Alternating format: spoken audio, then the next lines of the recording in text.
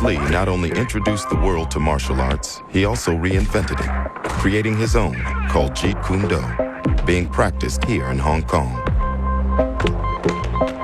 It's the forerunner of the mixed martial arts scene in UFC. Its key principles: simplicity, economy, and being as direct as possible. Jeet Kune Do is called the way of intercepting fists. Actually, Bruce Lee has explained his Jeet Kune Do as the art of fighting without fighting. So that means if we don't allow our opponent to start a fight, then there will be no fighting. And that is the highest technique and the ultimate aim. In a fight situation, Bruce Lee's ultimate aim was to take his opponent out before he had a chance to attack, using any means necessary.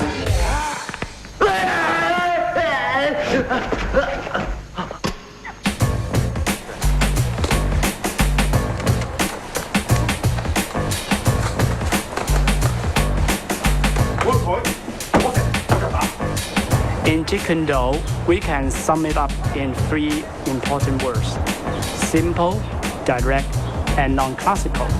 By simple, it means the techniques we go for simplicity. It's not adding on, but taking away. The less technique you have, the better you are. By direct, you don't go things here and there, but direct to the point. Non-classical, that means you don't follow the old ways of doing things. It's a simple concept, but the theory behind it took Bruce Lee many years to develop.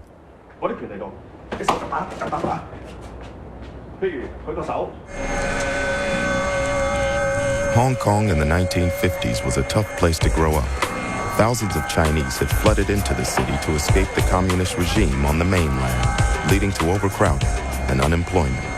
Youths would organize into gangs to protect themselves and their territory, and the young Bruce Lee was no exception.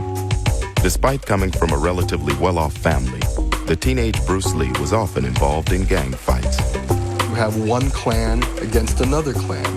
You have the Wing Chun clan against the Choi Le Foot clan. And there was a lot of battles in the streets. And, you know, Bruce was very sure of himself and knew he can handle himself. So, you know, the Gung Sao matches, which are the rooftop fighting matches, happened a lot, and Bruce was part of them. After getting beaten one time, Bruce Lee decided to learn a martial art that could be used in real-life situations.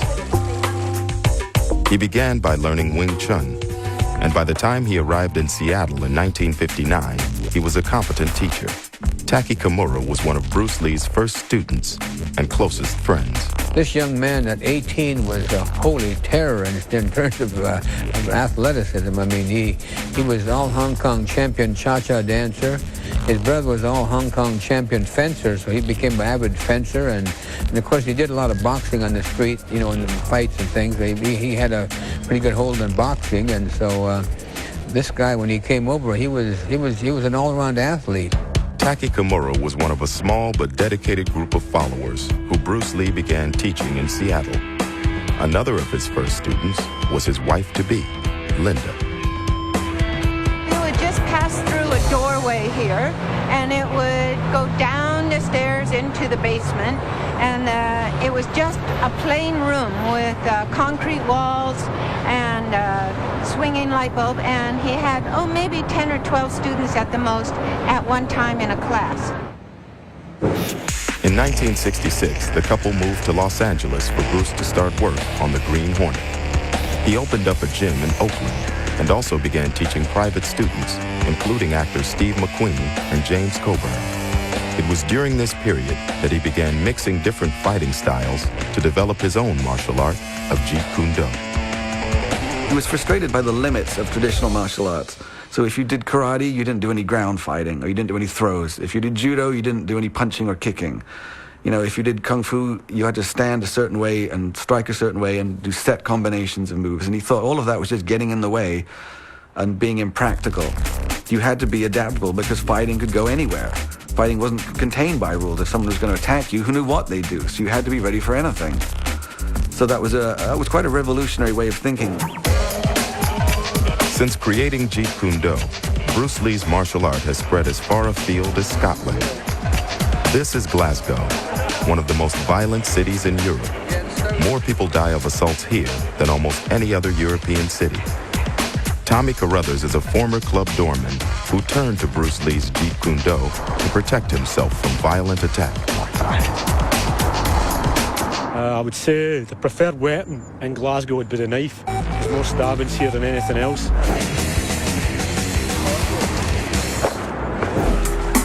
Tommy was trained by Bruce Lee's last private student and protege, Ted Wong.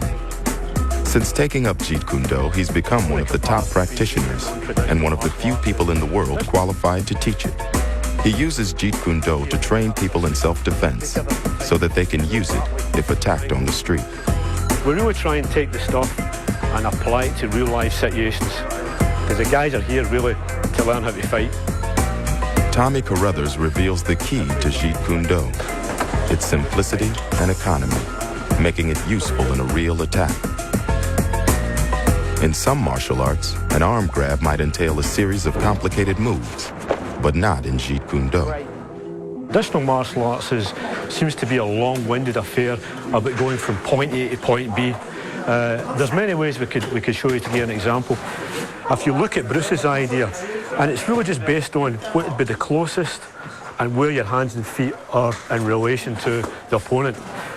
I just feel in this situation here that because my leg is near his knee, but the groin feels an easier target. So if I was grabbed, I feel as if the groin shot would be easier. This would be a better move than just doing this. And again, we could punch. Bruce Lee's revolutionary approach to fighting has been adopted around the world in sports such as the Ultimate Fighting Championship, violent and competitive combat using mixed martial arts. He was always trying to figure out the science of fighting. And the reality is, you have to have a little piece of everything to be a complete fighter. That's what mixed martial arts is. And Bruce Lee is the father of mixed martial arts. Bruce Lee's daughter, Shannon, has come to Las Vegas to see her father's influence in action. Talked about Kenny Florian. Good kick by My dad would have really enjoyed UFC. I think he was very into real combat. His art is all about being a complete fighter and being able to handle any situation you find yourself in. And so this is really the closest you can get to it. Mixed martial arts is now one of the fastest growing sports in the world.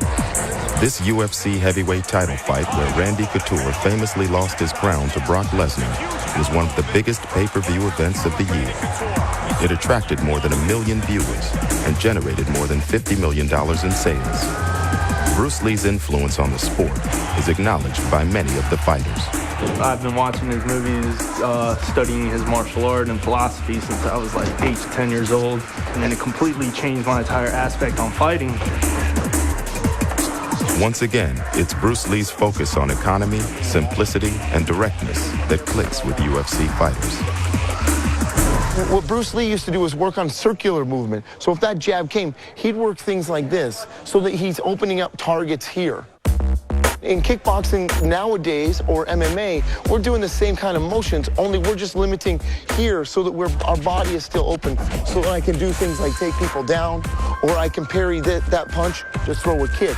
But it's that same basic principle of redirecting motion. He said that if you can't do something live, it's pointless. So what I need to do is take those tactics and those techniques, remove them, and put them in live training scenarios, sparring. And you have to learn what is going to work in all these different scenarios and be able to employ that right away, without thinking, muscle memory. In Enter the Dragon, the first scene in the movie, they have mixed martial arts gloves. Those are almost exactly the same kind of gloves we fight in today. So the gear he used back then is the same gear we use today. And you see Bruce Lee hit a takedown and go into an armbar, which before UFC, the general public didn't know what an armbar is. But now looking back, 30 years back, 40 years back, we're seeing before anyone really knew what it was, he was employing these tactics. And while Bruce Lee's Jeet Kune Do revolutionized the world of martial arts, his approach to health and physical fitness would change the way other athletes and sports people train their bodies forever.